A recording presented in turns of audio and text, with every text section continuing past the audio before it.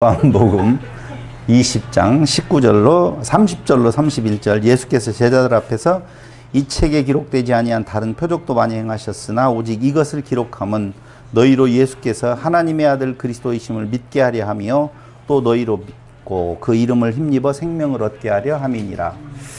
자, 요한은 왜 당시에 많은 편지들이 회자되고 있었을 텐데 주 85년에서 90년 사이에 이 요한이라고 하는 요한복음이라고 우리가 알고 있는 이 서신을 또 썼을까라고 하는 의문점을 가져본 적이 있는가?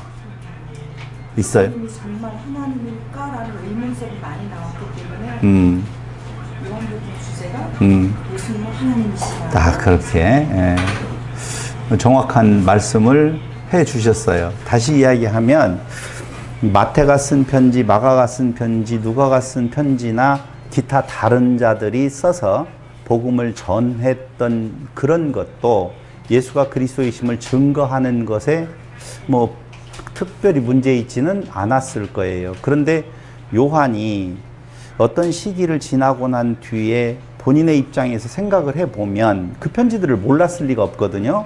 다 알고 있었을 거예요. 그런데 그 편지들 중에서 뭔가 2% 부족한 것을 느꼈을 것이다 라고 하는 거예요.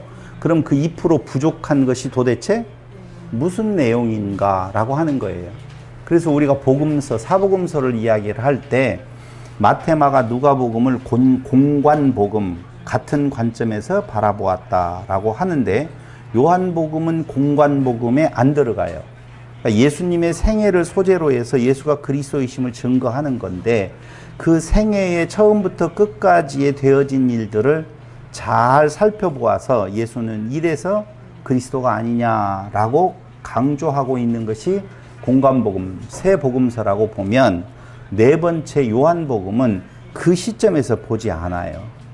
그럼 요한은 어떤 시점에서 보고 있는 건가? 어떤 시점이요? 하나님. 또 이렇게 많이 어떤 도전이 분명히 있었을 거예요.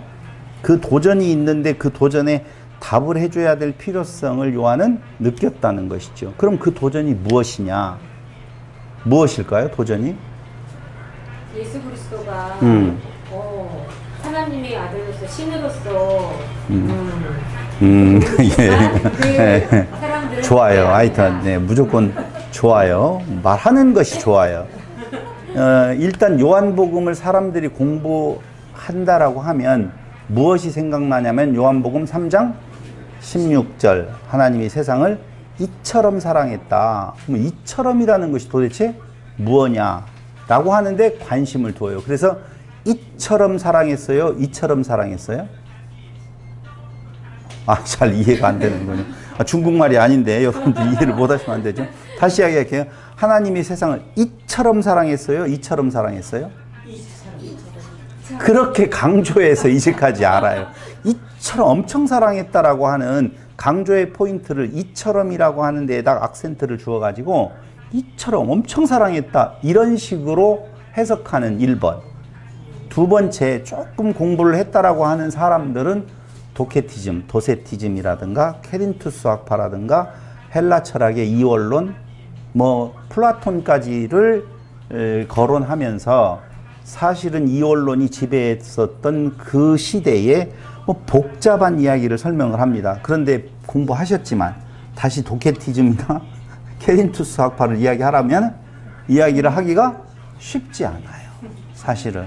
그런데 그 쉽지 않는 이야기들을 당시의 사람들에게 전해줄 리가 없다라고 하는 거예요. 그렇게 어렵게 사람들이 이 편지를 보고 난 뒤에 이거 사전을 가지고 와봐 무엇인지 다 연구해가지고 될 일은 아니라는 거죠. 그렇기 때문에 사실 성경을 공부하는 데 있어서 중요한 포인트 하나가 기록 배경을 공부하는 거예요. 그런데 당시의 성도들은 이 요한 서신을, 요한 편지를 받았었을 때에 기록 배경 필요할까요? 안 할까요? 기록 배경 필요 없어요. 그 자체가 기록 배경인데 무슨 다른 기록 배경을 다시 공부할 필요가 없다는 거예요. 그럼 우리는 왜 기록 배경을 공부해야 되느냐? 그때 당시에 없었기 때문에 우리가 그 자리에 없었잖아요. 그래서 왜 요한은 그때 당시에 이 편지를 쓸 필요가 있었을까를 아는 것이 성경을 이해하는 데 있어서는 상당히 중요한 부분이다라고 생각을 해볼 수가 있습니다. 그래서 저는 그 당시로 돌아가서 말씀을 드린다라고 보면 기록 배경이 필요하지 않다는 거예요. 플라톤의 이원론 몰라도 된다는 거예요. 케린투스 학파라든가 영지주의라든가 도세티즘이라든가 이런 거 하나도 몰라도 우리는 얼마든지 그 당시의 사람들은 이해했을 거예요. 당시에 이원론이라고 하는 이론적인 내용이 퍼져 있지는 않았거든요. 영지주의의 영향이 사회에 퍼져 있었을 뿐이지 그때 당시 영지주의다 뭐 이렇게 어떤 학파가 생겨난 것은 아니라고 보아야 된다라고 하는 것입니다. 그렇다라고 보면 과연 그 기록 배경은 무엇일까라고 하는 생각을 해볼 때 성경의 자증에 의해서 그 기록 배경을 알 수가 있다는 거예요. 너무 쉬워요. 너무 쉬운 거 한번 볼까요? 다 같이 시작. 왜 못해요? 아니 처음부터 답을 알려주고 시작했는데 시작. 오직 이것을 기록함은 그 기록 배경이라고 나오잖아요. 내가 왜 이것을 기록하는 줄 알아? 이것을 기록하는 목적은 너희로 예수께서 하나님의 아들 그리스도이심을 믿게 하려고 썼고 두 번째 그것이 너희에게는 뭐야? 생명이야. 이런 의미란 말이에요. 그럼 한번 물어볼게요. 여기 이것을 기록함은 이것을 기록한다는 말은 앞에 그 문장에서 보면은 이것이 뭐예요? 굉장히 긴장하고 있군요. 그렇게 말하지 말고 한 단어로 이야기를 해봐요. 이것을 기록하면 예수의 행적? 거기 나오잖아요. 29절에 뭐라고요? 아니 30절에 예수께서 제자 앞에서 이 책에 기록되지 아니한 다른 표적도 많이 행하셨으나 오직 이것을 그럼 그게 뭐라는 거예요? 표적인데 다른 표적 이런 표적 저런 표적이 많은데 여기 요한복음을 통해서 내가 지금 편지를 쓸 때 이런 표적들을 기록하는 것은 이런 의미라 그 말입니다. 표적이 엄청나게 많이 행했지만 특히 내가 이 표적들을 지금 선별해서 여기에다 기록하는 목적은 예수가 그런 표적을 행하신 예수가 누구라고 하는 사실. 하나님의 아들 그리스도이시죠. 자 다시 여기에서 또 굉장히 정말 간단해요. 성경은 그렇게 복잡한 거 아니에요. 다른 이론을 가지고 올 것 없어요. 그냥 초등학교 6학년 수준 정도만 되어서 그 구절을 바라보면 아 이거구나 라고 할 수 있어요. 그럼 6학년으로 돌아가야 돼요. 지금 성인으로 들으면 안 돼요. 6학년 돌아왔죠? 집사님 돌아왔죠? 한번 물어보겠어요. 너희로 예수께서 하나님의 아들 그리스도이심을 믿게 하려 합니다 라고 할 때 이 문장에서 강조점은 어디에 있을까요? 그리스도에게. 그렇게 말을 해야만이 그 다음에 제가 할 말이 있어요. 이 둘 중에 하나 이지선다로 하면 꼭 원하는 답보다는 원치 아니하는 답을 고를 때가 많은데 하나님의 아들이냐 그리스도냐 이게 뭐가 그렇게 중요하냐? 뭐가 그렇게 중요해? 그리스도 예수가 그리스도라는 사실이 중요하잖아 라고 보통은 일반적으로 막 생각을 해버려요. 그런데 그 문장을 조금만 6학년 실력으로 자세히 보면 그 예수는 누구다? 하나님의 아들. 이게 강조가 된다는 것이지요. 하나님의 아들이 아니면 표적을 행할 수가 없어요. 당연하죠. 그러니까 그 문장 자체에서만 보더라도 예수가 하나님의 아들이기 때문에 이런 표적을 행한 거야. 그러므로 예수는 하나님의 아들 그리스도야. 됐죠? 네. 이렇게 어떻게 강조점만 주어서 읽느냐에 따라서 아 이게 어떤 의미를 가지고 있구나 이걸 알 수가 있다는 것이죠. 다시 한번 이야기해 볼게요. 예수는 누구시냐? 하나님의 아들이시기 때문에 그런 표적을 행하셨어. 그러므로 그는 누구야? 그리스도야. 왜 왔다 갔다 하는 것 같냐고요? 강조점은 어디에 있다고요? 하나님의 아들이시기 때문에 표적을 행하셨어요. 그럼 왜 하나님의 아들을 강조했을까요? 이 대목이에요. 요한복음 다 끝났어요. 요한복음 진짜 다 끝났어요. 왜 요한은 예수가 하나님의 아들 되심을 강조할 필요가 있었을까? 그럼 그 앞에 3복음서나 그리고 다른 편지들에서는 예수가 그리스도 되심에 대한 내용이 잘 표현되어져 있지만 하나님의 아들이라고 하는 내용도 물론 표현되어 있지만 그게 몇 프로 부족하다고요? 2%. 3%라고 해도 틀리지는 않아요. 2, 3% 부족한 부분이 예수가 하나님의 아들 되심에 대한 내용이 부족했다는 것이죠. 왜 부족하다고 느꼈을까요? 예? 도전하는 자들이 있어요. 밖에서의 도전은 그래도 견딜만 하고 이길만 해요. 근데 내부적인 그 도전은 정말 힘들어요, 사실은. 그럼 내부적인 도전, 여러분들에게 있어서 예수를 믿는데 도전되어지는 부분이 있다면 어느 부분일까요? 혹시 없어요? 나는 뭐 믿는데 뭐 아무런 문제가 없어요. 예? 힘이 없어 보이고 학벌이 있잖아요. 그런 거가 굉장히 뭐랄까 서울대 나오는 그런 학벌이었다면 말 한마디 해도 믿을 텐데 그러니까 거기 어느 시골에서 나오는 그런 걸로 이해됐어요. 아무튼 하여튼 저렇게 이야기해 주는 것만으로도 얼마나 고마운지 몰라요. 아무것도 안고 있으면 제가 힘들죠. 근데 보세요. 제가 며칠 전에 어떤 분을 만났는데 자기 동생이 목사래요. 근데 자기도 신앙생활을 했어요. 이야기를 하다 보니까 많이 알아요. 많이 아는데 저한테 이제 물어보는 거예요. 진짜 노아의 홍수가 전 세계적이었었다고 믿으세요? 라고 물어보는 거예요. 여러분, 노아의 홍수가 전 세계적으로 모든 지구 위에 물이 그렇게 덮였다고 생각하세요? 일단 저는 뭐라고 안 했어요. 두 번째, 노아의 홍수 때 방주를 만들어서 그 많은 짐승들을 집어넣는데 그 많은 짐승들이 먹고 마시고 똥 싸는 거 다 어떻게 처리했을까요? 그때는 공룡이 아직 있었을까요? 익룡은 있었을까요? 들어가면 거기에 그 배에 다 들어갈 수 있었을까요? 또 아니요. 그러니 아니요가 맞잖아요. 아니, 출애굽을 했었을 때 바다가 무슨 갈라져요.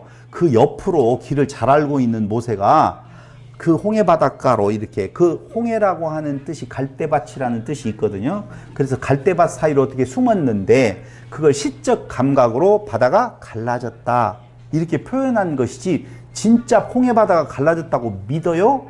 라고 물어봐요, 저한테. 제가 아무 말 없이 그래서 동생은 뭐라고 하는데요? 그랬더니 그렇게 믿는다는 거예요.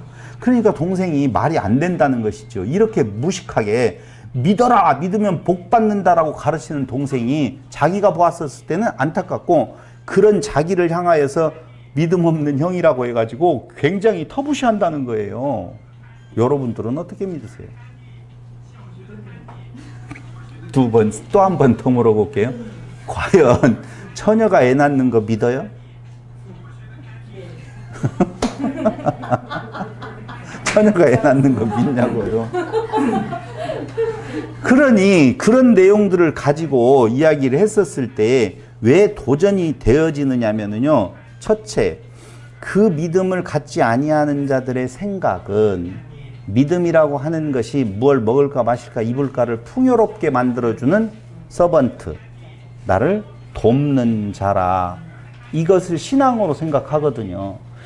초기 단계에서도 그런 생각을 했을 거예요. 예수님이 부활하셔서 승천하셨다라고 보면 다시 너희를 데리러 온다라고 말을 했고, 이제나 저제나 권사님들이 이야기하는 것처럼 서쪽 하늘에서 뭐 구름이 뜨면은 뭐 그 오실라나 하고 눈물이 쫙 흐르는 것들을 옛날에 부흥 강사님들이 많이 유도를 했었지만 그렇게 생각을 하고 있었다는 것이죠. 그런데 아무런 서쪽 하늘에서 구름이 떠도 예수님의 모습은 가끔 구름에서 이렇게 자기가 그 형상이다라고 만들어내기는 하더라도 안 보인다는 것이죠. 그럼 과연 예수는 하나님의 아들일까? 진짜 신일까? 왜 약속한 대로 이루어지는 않을까? 왜 우리의 삶은 이렇게 피곤할까? 왜 계속적인 도전은 끝이지 아니하고 우리 앞에 오는 걸까? 라고 하는 의문을 가질 수밖에? 그건 이론을 몰라도 돼요. 학문적인 내용을 전혀 몰라도 그냥 그건 내 앞에 닥쳐온 생활이기 때문에 그런 의문을 가질 수도 있었다라고 생각을 해야 된다는 거예요. 한마디로 말을 하면 예수님을 신의 아들로 볼 것이냐 아니면은 예수님을 인간 중에 뛰어난 선생으로 볼 것이냐라고 하는 거예요. 그때의 도전이 그때만 있었던 것이 아니라 지금도 예수를 믿는다라고 하는 사람들 중에 많은 사람들이 뛰어난 선생 중에 한 분, 내가 석가모니를 선택할 것인 건가? 아니면 예수님을 선택할 것인 건가의 문제지, 예수님은 특별해서 하나님의 아들이고 석가모니는 인간의 아들로서 뛰어난 선생이다, 이렇게 생각하지 않는 사람들이 굉장히 많다라고 하는 사실이에요. 그걸 이원론적으로 뭐 육체는 악하고 더러운 것이고 영은 뭐 이런 개념적으로 설명 어렵게 해가지고는 답이 있을 수가 없다는 것이죠. 장문의 글을 남긴 이유는 뭔가 부족했어요. 그 뭔가 부족한 느낌이 있는 부분을 채우려고, 아직 미숙하여서 생명에 이르지 못하는, 즉 예수님에 관하여, 예수님은 하나님의 아들이요 곧 하나님이신데 그 하나님의 아들 예수님에 관하여 불완전한 믿음에서 흔들리고 있는 자들에게 너희로, 예수께서 누구? 다 같이 시작. 하나님의 아들이라는 거예요. 그래서 태초에 말씀이 계시니라 할 때 태초는 언제를 말하죠? 이렇게 나오면 공부를 좀 하는 분들은 아르케 이렇게 헬라어로부터 시작을 해가지고 가는데요. 그때 아르케라고 하는 단어를 몰랐던 어쨌든 간에 그들이 생각하고 있는 태초는 무엇을 말하는 것인가? 무엇을 말할까요? 시간의 시작을 말해요? 시간의 시작 전을 말해요? 아니요. 그런 말을 제가 하려고 해서 우선 묻는 것이 아니라 그 아르케라고 하는 태초에 하나님 말씀이 계시니라고 이야기할 때에 요한이 강조하려고 하는 것은 이 아르케라는 단어는 말이야 시간의 시작을 말하는 것으로서 이걸 설명하려고 했겠느냐고요. 그런 건 절대 아니에요. 그러면은 여러분들이 한번 생각을 해요. 여러분들에게 구원의 시작, 그렇죠, 그렇게 말을 해도 틀리지 않아요. 다시 말씀드리면 인간 역사, 시간 역사는 하나님의 창조의 역사라고 말씀을 드렸잖아요. 그럼 하나님의 창조의 역사는 동물적, 죽기에 태어난 짐승과 같은 자를 신되게 하심이라고 말씀을 드렸어요. 그럼 신되게 만드는데 그 처음 시작하시는 것을 누가 하셨다는 거예요? 예수님께서 하셨다는 거예요. 한마디로 말을 하면. 그런데 그 아르케에 반대되는 말, 종말이라고 하는 그 단어가 무슨 말인 줄 혹시 아세요? 텔로스라고 하는 단어, 종말인데요. 그럼 종말은 끝이라는 뜻이겠죠? 우리 학문으로 말하면 끝이잖아요. 끝은 끝났다는 개념인데 헬라어에서 텔로스는 끝이라는 개념이 아니에요. 그럼 뭘까요? 아니, 아르케가 시작이라고 보면 텔로스는 또 다른 시작. 종말은, 텔로스는 완성이라는 의미예요. 그래서 아르케와 텔로스라고 하는 말은 시작하시는 이가 예수님, 말씀이라고 보면 완성하시는 이도 누구다는 거예요? 예수님이시라는 거예요. 하나님이 시작하셨고 하나님이 마치셨고 완성하셨고 예수님이 시작하셨고 예수님이 완성하셨다는 개념으로서 종말, 성경에서 말하고 있는 텔로스 종말은 세상 끝났다가 아니라 완성했다라고 하는 거예요. 그럼 완성은 무엇이 어떻게 되는 것이 완성이죠? 이게 알아맞추면 이제 제가 오늘 끝나고 식사를 무료로 제공해 드릴게요. 모르면 2그릇 드셔야 돼요. 예. 새창조. 그렇죠. 그걸 말하는 거예요. 다시 말씀드리면 완성이라고 하는 것은 하나님의 아들 됨이에요. 그러니까 하나님의 아들이 우리를 먹어서 하나님의 아들로 다시 태어나는데 동반해서 태어나는 거거든요. 그게 완성이라는 거예요. 그래서 요한은 그걸 말하는 거예요. 벌써 결론으로 다가가 버렸는데 시작하시는 이가 하나님의 아들이셨어. 그게 태초라는 말이에요. 근데 하나님의 아들이 아니면 우리를 하나님의 아들 되게 할 수가 없지요. 그 말하는 거예요. 그런데 3복음서에서 잘 말을 했지만 2% 부족한 것이라고 하는 개념을 완성시켜 준다라고 하는 의미에서 요한복음은 하나님의 아들 신이신 그분이 아니 야훼 그렇잖아요. 손을 봐라 못을 봐라.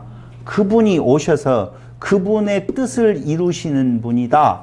그게 나타나신 예수님이다 라고 하는 것을 말씀을 드리는데 바로 요한은 거기에 주목을 한 거예요. 시작하셨던 그분은 하나님이신데 하나님의 아들로 이 땅 위에 오셔서 죽으셨어요. 근데 그가 그 사는 날 동안에 이루신 표적들을 봐라 그 말이죠. 그랬더니 진짜 그분은 인간 중에 뛰어난 선생이 아니고 누구였었다? 하나님이셨다라고 하는 개념이에요. 그래서 요한복음에서 보는 표적은 다른 의미가 좀 있더라. 요한복음에서 요한이 강조했던 표적의 의미는 우리 보고 그 표적을 따라서 행하라? 다 같이 시작. 띠. 항상 이거 있잖아요. 띠. 하면 안 돼요. 그런 것들을. 그러면서 그걸 행할 수 있는 능력을 달라고 또 밤새도록 기도하는 사람들이 있는데 불쌍해요. 불쌍해요. 이 불쌍한 사람들은 어디로 가야 돼요?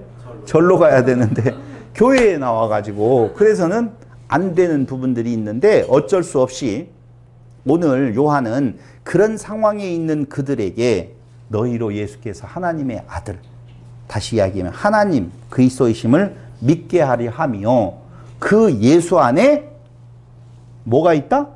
생명이 있다. 그게 그 뒤로 이어진 너희는 믿고 그 이름을 힘입어 생명을 얻게 하려고 기록한다. 그러면 너희로 믿고라고 할 때 또 강조하면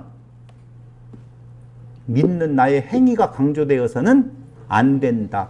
그 메시지를 전함으로 말미암아 그 말씀이 운동해서 너희로 그 믿음을 소유하게 만들어서 너희가 그것이 생명이 되는 거야 라고 요한은 정확하게 20장 마지막에서 그 말씀을 전해주고 있어요. 근데 20장 마지막 그 이후 거기로 끝났으면 될 텐데 그 뒤에 나와요. 뭐가요? 21장이 나오죠. 그렇죠. 21장은 너무 잘 알아주셨어요. 어떻게 그 비밀을 발견을 했는지 모르겠지만 21장이 나오는데 21장의 내용은 뭐예요? 그건 양을 먹이라. 성도의 삶의 부분이 나타나고 있어요. 이게 성도의 삶이야 라고 하는 거예요. 그 진리를 발견한 자들의 삶은 이런 모습이야. 간단하게 나타나 있는 부분으로 볼 수가 있다는 거예요. 19장 35절을 한번 보실래요? 19장 35절.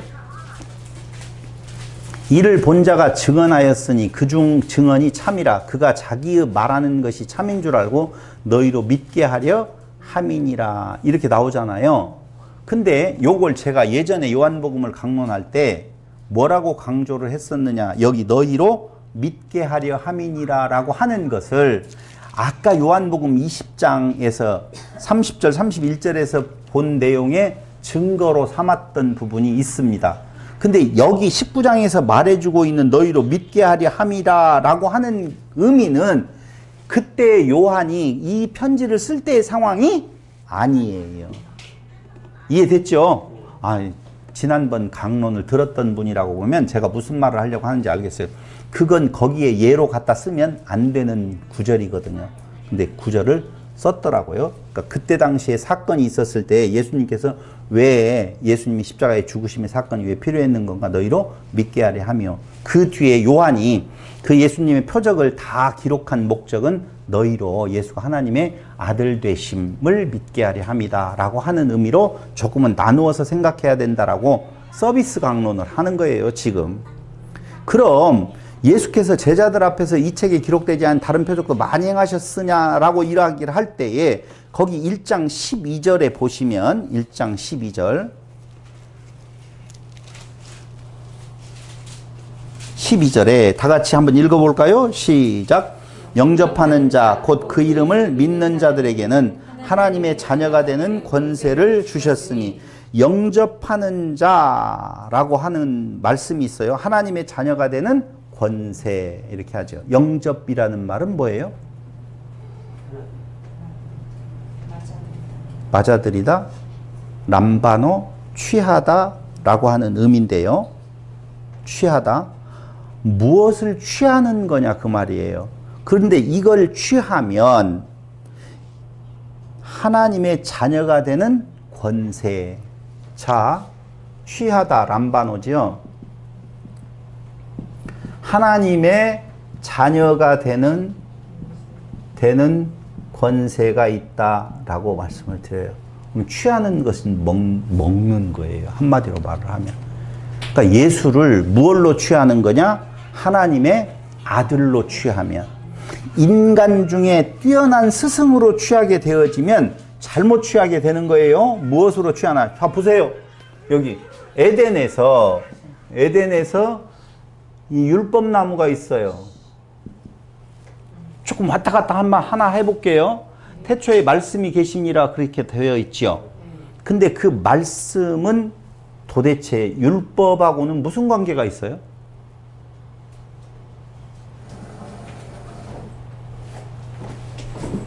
집사님 쳐다볼 수밖에 없어요. 여긴 성도님이니까 봐주고, 집사니까 안 봐주고.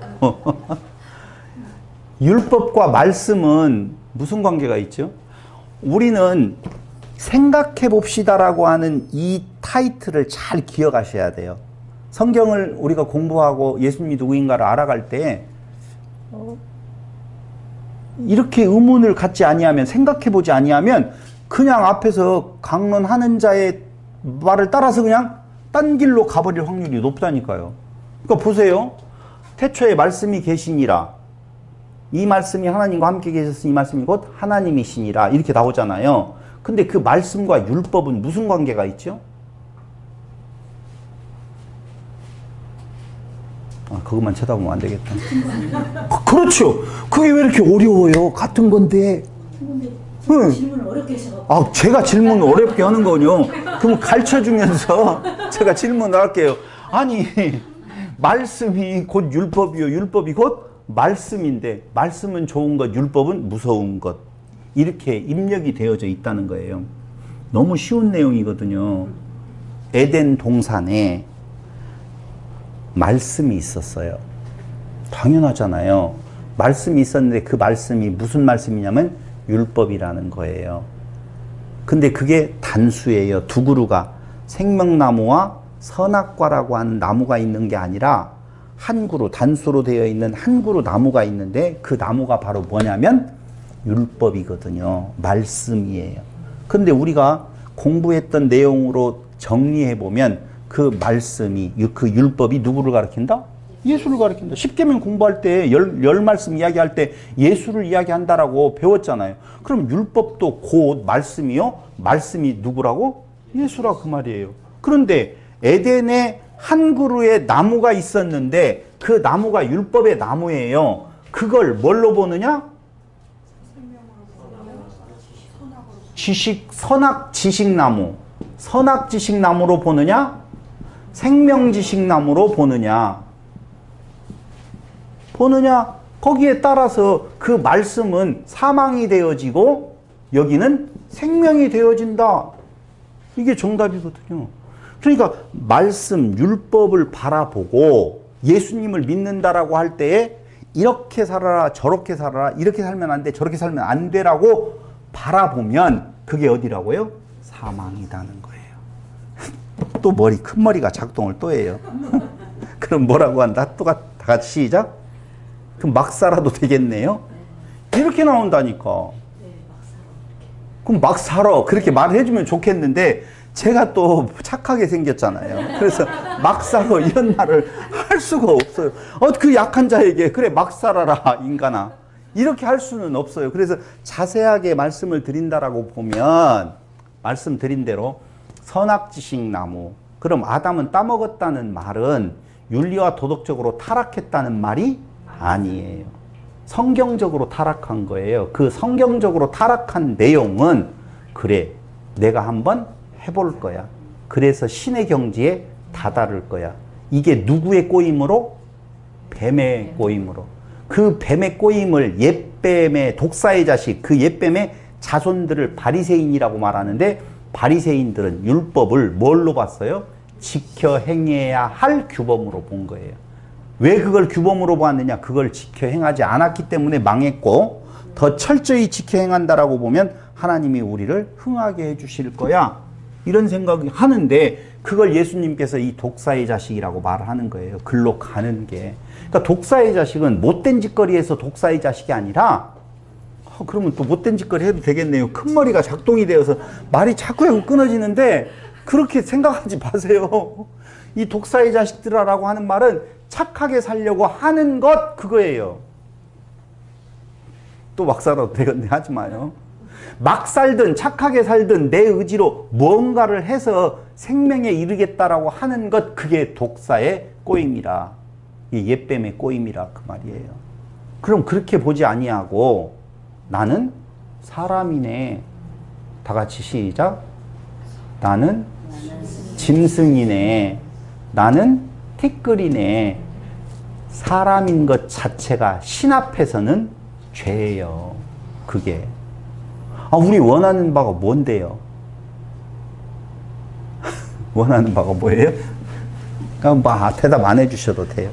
그렇다라고 보면 그 법 앞에서 나는 사람이네, 나는 사망이네 라고 하는 내용을 알고 자기를 부인한다라고 하니까 난 아니야. 이런 말을 자꾸 되뇌이는 것은 자기 부인이라고 생각하는 건데 아니에요. 내가 사람인 줄을 인정하는 것, 인식하는 것 그것이 바로 자기 부인이라고요.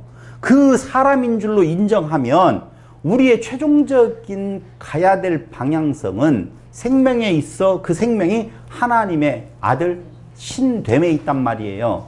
그래서 그 길을 가는 것은 내 힘으로 아니 되어지고 먹혀야 된다 그 말이죠. 누구에게?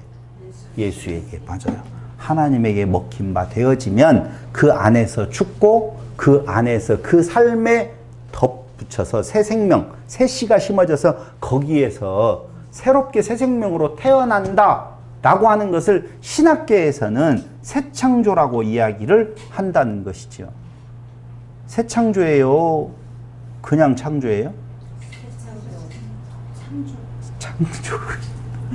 새 창조라고 하는 것은 옛날에 창조가 끝나고 새롭게 다시 만든다, 그 실패했다라고 하는 이미지를 가질 수가 있어서 그냥 창조의 과정에 있는 것이라 봐야 돼요. 하나님은 한 번도 변개함이 없어요. 뭐가 어떻게 되어졌는데 인간이 다른 길로 가기 때문에 변화해서 이렇게 가는 것이 아니라 한 길을 지금 가고 계시는데 그 창조의 완성이 예수 그리스도의 아니야훼 못 박힌 손을 통하여서 그 안에서 완성이 이루어진다라고 보셔야 되는 것이죠.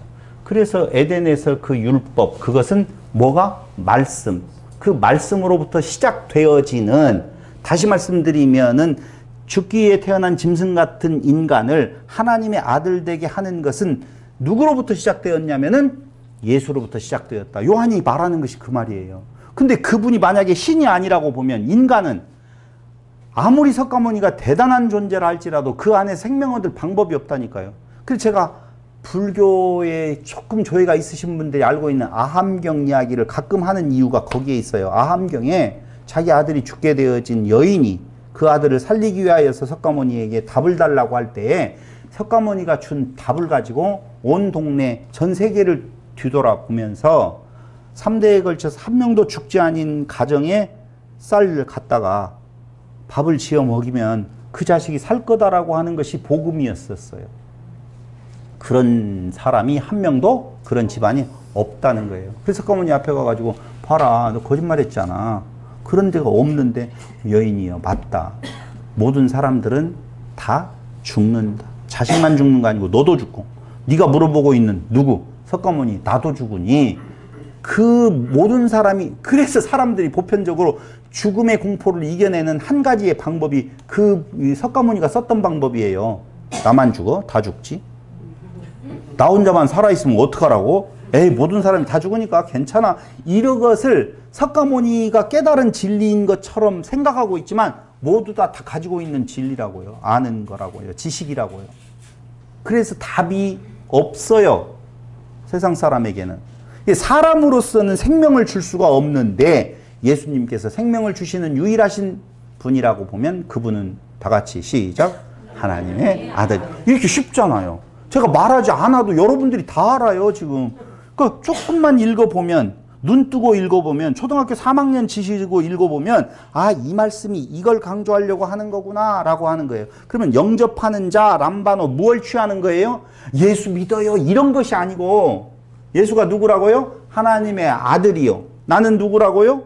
죽기에 태어난 짐승, 사람이다. 라고 하는 것을 취하게 되어지면 하나님의 자녀가 된다. 그건 누구로부터 되어지는 거예요? 못자국. 예수님. 그분 안에서 되어지는 자녀의 권세다. 그래서 누구든지 어떤 힘을 써서 어떤 노력으로 면벽을 하든 아니면 고행을 하든지 간에 신의 경지에 들어갈 자는 아무도 없어. 없나니 하나도 없다. 그걸 뭐라고 말한다고요? 의인은 없나니, 그 말이에요. 의인은 없나니. 아이, 무슨 말을 해요? 요분요.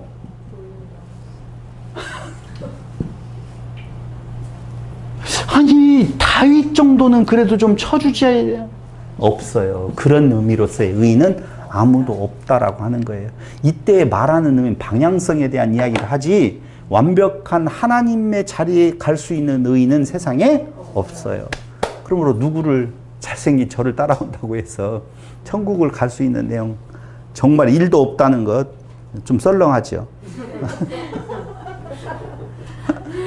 요한복음 3장 16절 한번 보세요. 너무 잘 알고 있는 구절이죠. 하나님이 세상을 이처럼 사랑하사 독생자를 주셨으니 이는 그를 믿는 자마다 멸망하지 않고 영생을 얻게 하려 하심이라. 자, 보세요. 여기에서 이제까지 강조했었던, 주목해서 봤었던 이처럼이라고 하는 데에다 두지 말고, 믿는 자들에게는 독생자, 이는 그를 믿는 자마다 라고 하잖아요. 그럼 믿는 자마다 이 말을 하는 것은 믿기 어렵다는 거예요, 사실은. 근데 왜 믿지 못할까, 그 말이죠. 왜 예수님께서 하나님의 아들 그 표적을 보면 충분히 믿어질 만하고 그분을 취할 만하는데 왜 못 믿어질까, 안 믿어질까? 예수 잘 믿는다는 사람들을 보잖아요. 현대교회에서 어떤 사람들이 예수를 잘 믿던가요? 착한 사람. 착한 사람? 네. 거짓말 하지 마요. 네. 누누이 말씀드리지만 먹을까, 마실까, 입을까.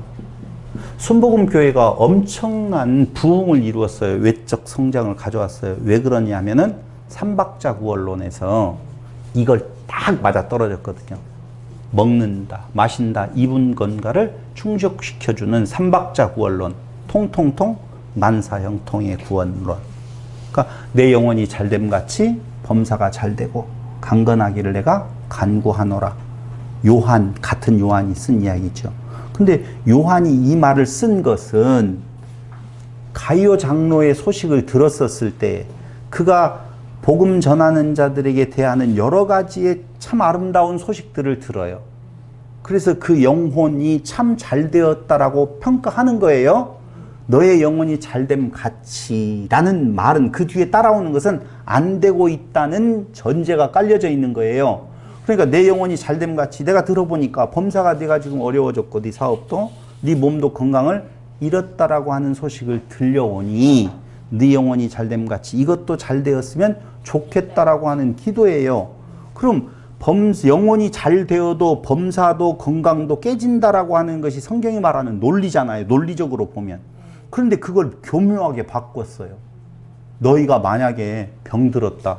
뭐가 안 된 거예요? 영혼이 안 된 거예요. 거꾸로 가버렸어요. 너희 범사가 깨졌어. 지금 사업이 망했어. 뭐가 안 된 거예요? 영혼이 안 된 거예요. 영혼이 안 되는 조항을 해봐. 그랬더니 첫 번째, 하나님의 것을 도적질하고 뭐 하나요? 영혼이 잘 됐다라고 그냥 11조. 그렇잖아요. 그리고 영혼이 잘된 부분에 대한 내용에 있어서 사람은요, 보이는 것에 굉장히 민감하네요. 그래서 신유의 은사나 아니면 성령의 은사라고 하는 내용에 있어서 이거에 맞들이게 되어지면 못 빠져나와요. 내가 봤는데, 내가 체험했는데, 내가 경험했는데 라고 하는 걸 누가 이겨요? 내가 진짜 기도했는데 이루어졌어. 나 봤어. 귀신을 봤대요. 어떻게 생겼냐? 하얀 거의 옷을 입더라고요. 왜 귀신은 검정 옷을 안 입고 하얀 옷을 입고 오는지는 잘 모르겠어요. 왜 그러냐면 옛날 백이민족 때에 하얀 옷이 많아가지고 나타나도 하얀 옷으로 나타나는 것 같아요. 그런데 그 귀신을 봤다라고 이야기하면서 아니다라고 그렇게 이야기해도 헛것 본 거라고 가위 눌렸다라고 아무리 가위 눌릴 땐 또 검정 것이 나오대요. 왜 귀신은 하얀 것이고 가위 눌리는 귀신은 왜 검정 옷으로 입고 대부분이 다 그래요. 근데 그걸 자기가 한번 경험하게 되어지면 그걸 이길 방법이 없어요. 내가 기도했는데 돈을 벌었어요. 그걸 이길 사람이 어디가 있어요? 내가 기도해서 했는데. 그럼 10명 중에, 아니 10명은 뭐예요? 100명 중에 1명 되어지고 99명은 안 되어졌으면 99명 안 되어진 사람이 있잖아. 예수 안 믿어도 기도했는데 된 사람이 있잖아. 일본은 왜 그렇게 우상이 많은데도 저렇게 잘 되고 있어? 이런 말에 무슨 답을 해줘야 되는데 답이 없어요. 그러면서도 못 이겨요, 저희가. 묘하죠. 무엇을 먹을까, 마실까, 입을까의 대상으로 신앙을 바라보게 되어지면, 예수님을 바라보게 되어지면 예수님을 믿는데, 취하는데 분명한 장애, 걸림돌이 되어질 수밖에 없다는 거예요. 여러분 지금 가난해요, 부자예요? 아이, 또 이상한 말을 하시네. 돈 많아요? 참 돈 많구나. 여러분, 그래서 여기에 온지 몰라요. 여기에서는 부자 된다는 비법을 말해주지 않으니 우리끼리 그냥 자족하면서 이렇게 살아가면 되는 거예요.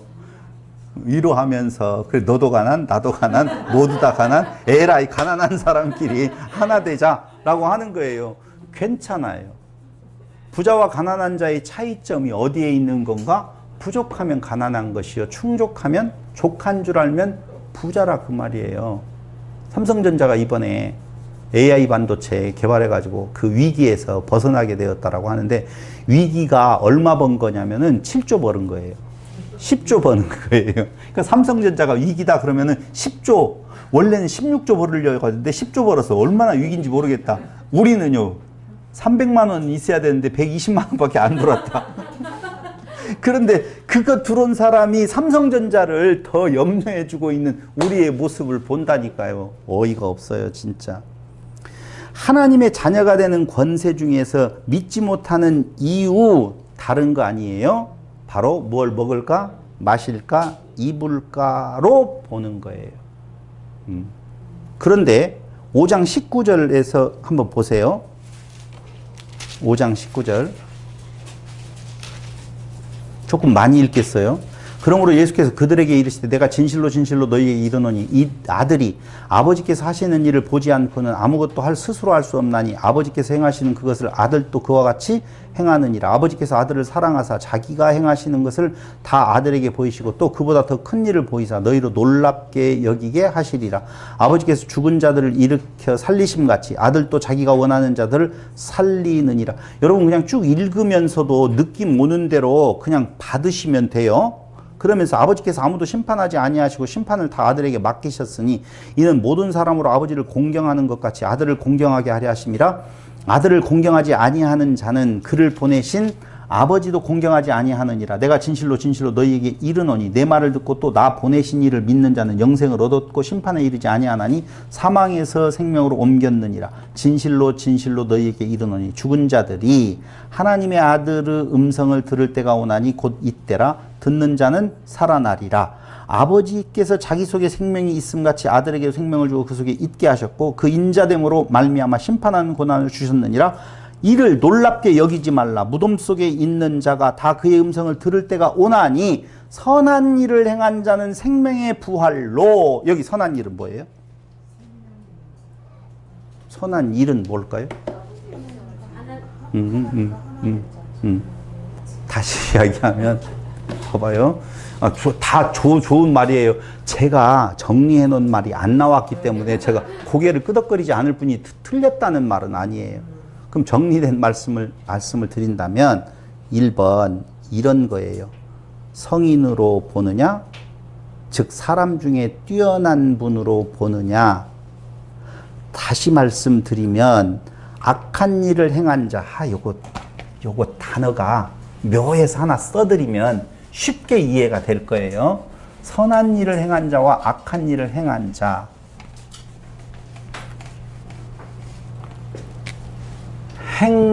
행한 자 나오죠? 네.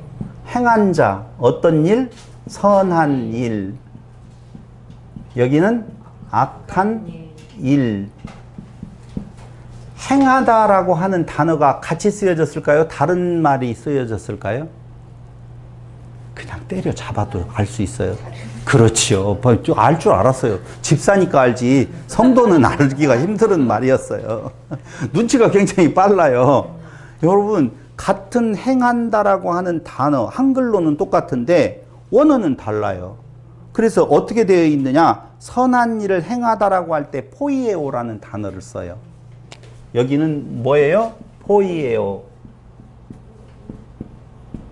그럼 악한 일은 뭐라고 단어가 써졌을까요? 프라소. 꼭 이렇게 발음되어지는지는 잘 모르겠지만 그냥 사전적으로 발음되어지는 걸 보면 프라소라고 하는 단어를 쓰게 되어지는데, 이 프라소라고 하는 단어는 성취하다, 행하다. 행하다는 똑같은 해석이 되어지는데 앞에 뭐라고요? 성취하다. 근데 포이에오라는 말은 만들다, 창조하다, 행하다. 행하다는 뜻으로는 둘 다 똑같아서 한글 번역으로는 행하다라고 썼는데, 거기에 다른 부분이 있다면은 성취하다, 창조하다라는 단어가 있어요. 그럼 창조하다는 포이에오, 성취하다는 프라소라고 하는 단어의 의미라고 말씀을 드렸어요. 무슨 생각이 들어가요? 아무 생각이 안 들어가니까 거역하는 거. 그리고 이거는 그건 그거고 하나님이 성취하다, 인간이 내가 성취하다, 하나님께서 창조하다, 내가 성취하다. 다시 이야기할게요. 여기 선한 일 포이에오에는 하나님이라고 하는 주어가 되어져 있고, 이쪽 플러스는 인간, 내가라고 하는 거예요. 그러니까 하나님이 창조하는 것이에요. 이건 인간이 성취하는 거예요. 그러니까 선한 일을 행하다라고 할 때는 윤리와 도덕하고는 관계 있다 없다? 없다는 거예요. 그런데 선하다, 악하다만 나오면 바로 윤리도덕으로 가요. 그 윤리도덕의 기준은 율법이에요. 사람들이 생각하는 거. 그래서 율법을 잘 행한 자, 선한 일을 행한 자 있어요, 없어요? 없어요. 그렇게 나오면. 그러면은 선한 일을 행한 자는 무엇으로 나온다고? 여기에? 생명. 생명을 가진 자가 아무도 없겠네요. 그게 아니고 그 일은 하나님의 은혜입니다 라고 하는 의미로서 선한 일을 행한 자, 자기 부인의 상태를 말하는 것이고, 성취하는 것은 내가 그 일을 좀 해보겠다라고 덤비는 자가 있다라고 보면 그건 사망이야. 그런 의미예요. 그래서 여기 5장 19절로 29절에 나와 있는 윤리 도덕의 개념이 아니고, 포이에오는 이쪽 악한 일은 윤리 도덕으로 삼아서 자기의 의가 드러나는 쪽으로 행하는 것, 그것이 바로 악한 일이라, 이렇게 보시면 되는 거예요. 봐봐요. 제가 지난 시간이 아니죠. 예전에 요한복음을 강론을 할 때 기록 목적을 직접 목적과 간접 목적으로 나누어서 강론을 했더라고요. 안 들었어요? 다행이다. 근데 그 직접 목적을 해당해서 추방된 그리스도인을 격려하기 위한 서신이다라고 해서 요한복음 아까 12장 42절을 근거로 삼았는데 그건 아니었어요. 그건 예수님 당시의 사건이라고 하는 것이었었고, 직접 목적이 아닌 간접 목적이라고 말했던 20장 31절 아까 읽었던 내용에서는 예수께서 하나님의 아들 그리스도이심을 믿게 하려고, 또 너희로 믿고 그 이름을 힘입어 생명을 얻게 하려고 할 때 선한 일을 행한 자 생명의 부활이다 라고 하는 말하고 연결지어서 보면 예수님을 하나님의 아들로 보지 아니하고 선한 인간, 뛰어난 인간, 존경받을 만한 선생, 그 길을 따라가야 될 모본, 뭐 이런 식으로 생각하는 경우가 굉장히 많아요.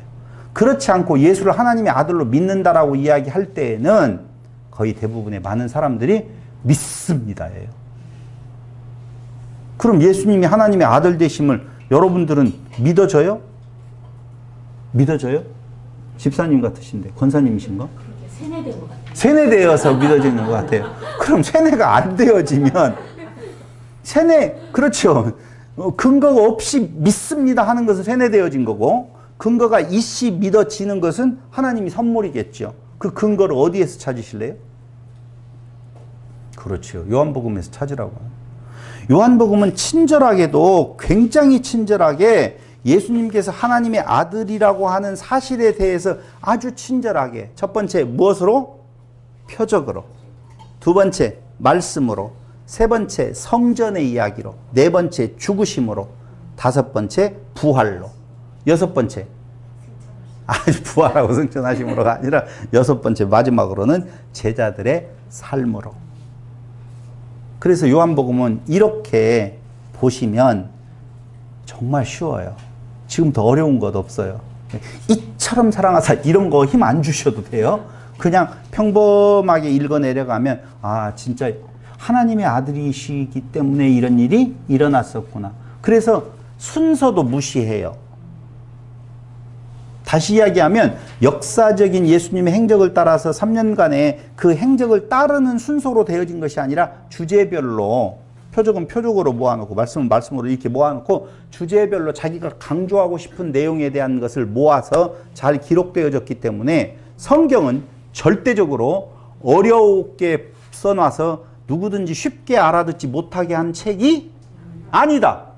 누구나 다 정말 일자 무식이라도 읽으면 그렇구나. 그럼 태초의 이 말이 벌써 태초라 아르케는 무엇이다. 이 뜻은 뭐, 이렇게 가면 잘못 가고 있구나. 이렇게 봐도 된다고요.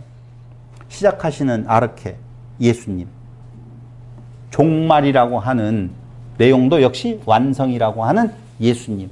시작하시는 이가 완성도 이루셔서 그분은 만약에 하나님이 아니시라고 보면 사람을 하나님 되게 하실 수 없는 분이다. 그러므로 예수는 그때 비로소 그리스도다. 그 말이에요. 예. 다음 시간에 이제 서론 다 끝났어요. 너무 쉽잖아요. 서론이 길지도 않았어요. 이제부터는 정말 여러분들이 읽어오기만 한다라고 보면 쉽게 왜? 성경에서 나오고 있는 표적, 여러분 표적이 몇 가지가 나온 줄 아셔요? 제가 정리해서 지난번에 말씀을 드렸는데 하나님의 아들 그리스도 7가지라고 했죠. 생명의 떡, 일곱 표적이 나오는데 물을 포도주로 뭐 이로부터 시작을 해가지고 죽은 나사로를 살려주시는 것까지 나오는 내용이 있고요. 우리가 성경에서 나는 I am 이라고 표현되어지고 있는 그것도 7개의 이 내용, 몇 개? 잘 찾아보셨어요? 이 3개 더 찾아보셨으니까 훌륭한데 제가 10개라고 그랬어요? 그래요? 그럼 제가 다시 한번 더 찾아볼게요. 그건 생명의 떡, 생명의 세상의 빛, 양의 문, 선한 목자, 부활이요 생명, 길 진리 생명, 참 포도나무라고 하는 7주제로 표현되어지고 있고, 아까 이야기 12개는 나와요. 여러 구절로 보면 나오는 부분이 있습니다. 그래서 이렇게 읽어가 보시면서 다음 시간에 정말 요한복음이 쉽게 풀려지는지 어렵게 풀려지는지 한번 보도록 하겠습니다. 기도드리겠습니다. 고마우신 아버지 하나님, 인간의 스승으로 오신 예수가 아니라 하나님의 아들 신으로 이 땅 위에 오셔서 우리로 신됨에 이르도록 놀라운 은혜를 베푸신 것을 감사드립니다. 우리의 행위로 말미암지 아니하고 하나님의 은혜로 말미암아 하나님의 자녀되는 권세를 주셨습니다. 이 권세 가진 부자로서 이 세상 무엇으로도 우리를 이길 수 없는 믿음 안에 거하게 하시기를 예수님의 이름으로 기도드립니다. 아멘. 네.